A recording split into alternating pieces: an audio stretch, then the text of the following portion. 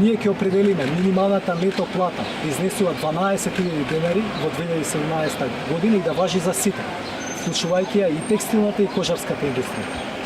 За да нема отпуштање на вработени, ќе се создаде еден фонд за покривање, за обезбедување на стандардот на живот на работниците од текстилната и кожарската индустрија, кој што ќе обезбеди значаен дел, кој ќе покрие значаен дел од растот од ова зголемување на минималната плата.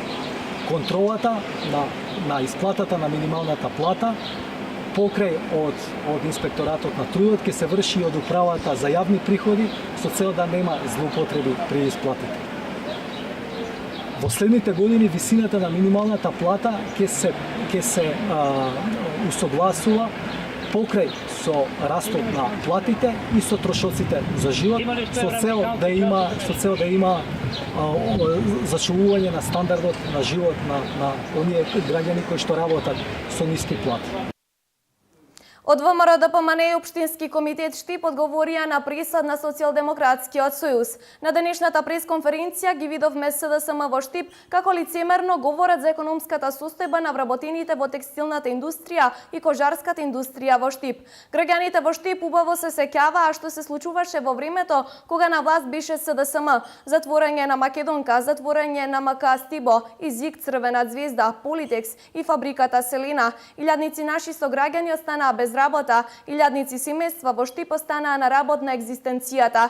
Токму во Штип најсилно се почувствува погубата и криминалната транзиција на СДСМ, од која во цела Македонија настрадаат 200.000 работници. СДСМ очигледно сакаа да заборават, но граѓаните убаво знаат дека во времето додека тие беа на власт не постоеше категоријата минимална нето плата.